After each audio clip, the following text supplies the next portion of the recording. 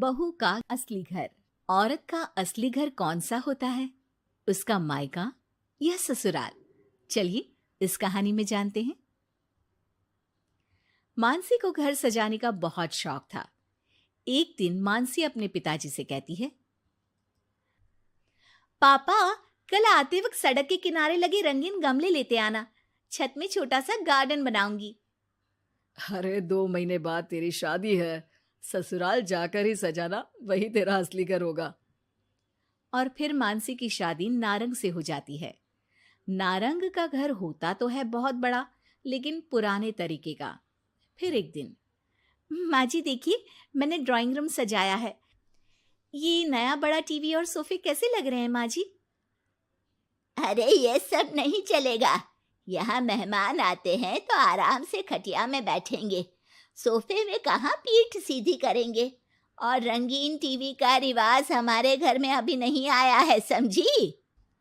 सास मानसी को लगभग फटकार से लगाकर वहां से चली जाती है। वो सास से माफी मांगकर कमरे को फिर से पुराने जैसा ही सजा देती है। एक दिन किचन में मानसी सब्जी बना रही होती है कि तभी उसका पति वहां जाता है। अरे ये क्या कहते हैं इस सब्जी को?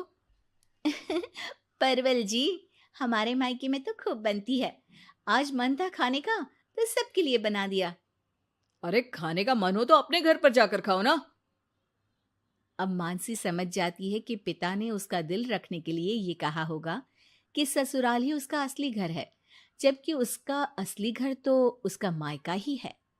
मानसी अपना सामान पैक करके मायके जाती है, जहां वो अपना सामान अपने कमरे में रख ही रही होती है कि मानसी, ये सामान यहाँ मत रखो, ये तुम्हारी भाभी का कमरा है। तुम एक काम करो, कुछ दिन के लिए सामान मेरे कमरे में रख लो। कुछ दिन के लिए मतलब? अगर मुझे हमेशा रहना पड़ा तो माँ? अरे शुभ शुभ बोलो बेटी, हमेशा क्यों मायके में रहेगी? बेटी का असली घर तो उसका ससुराल ही होता है। मानसी को माँ की बात समझ में नहीं आती कि आखिर कौन सा घर उसका है। वो इसी उधेड़-बुन में अपने कमरे में जाती है जो शादी से पहले उसका हुआ करता था। अलमारी खोलती है कि तभी पीछे से उसकी भाभी उसे टोक देती है। अरे दीदी, ये क्या? कुछ चाहिए था क्या? मुझे बोल देती। नहीं नहीं, मैं तो बस वैसे ही अपनी अलमारी में देख रही थी, लेकिन यहाँ तो मेरा कोई भी सामान नहीं है। दीदी, अब ये अलमारी मेरी है। आपकी शादी के बाद कमरा और अलमारी दोनों ही मेरे हैं।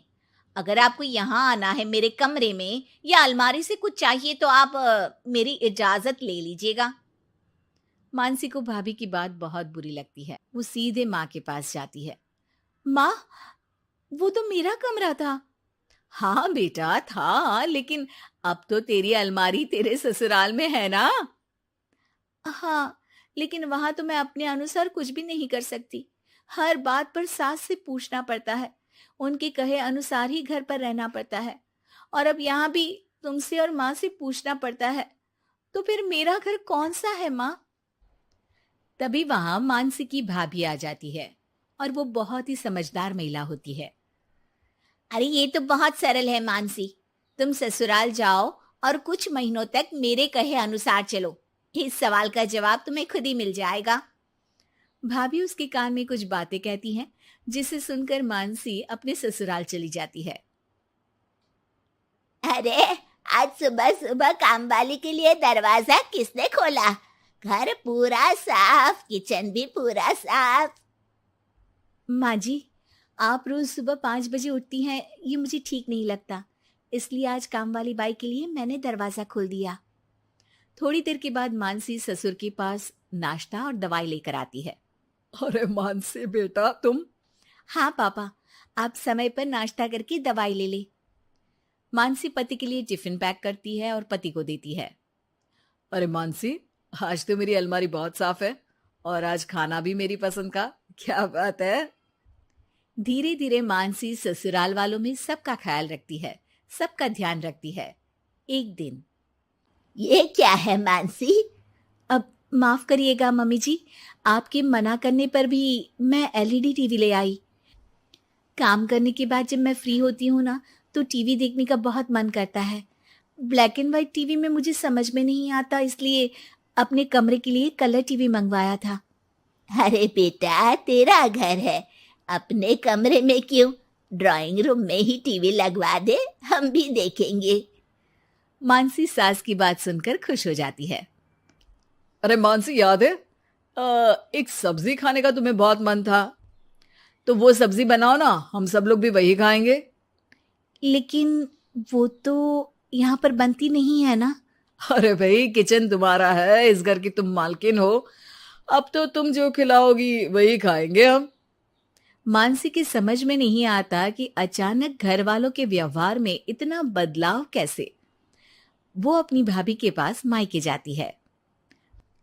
भाभी, आपके कहे अनुसार मैंने सबका ख्याल रखा, घर की हर छोटी जरूरतों को मैंने खुद पूरा किया, और अब तो घर का हर सदस्य मुझे ही घर की मालकिन मानता है।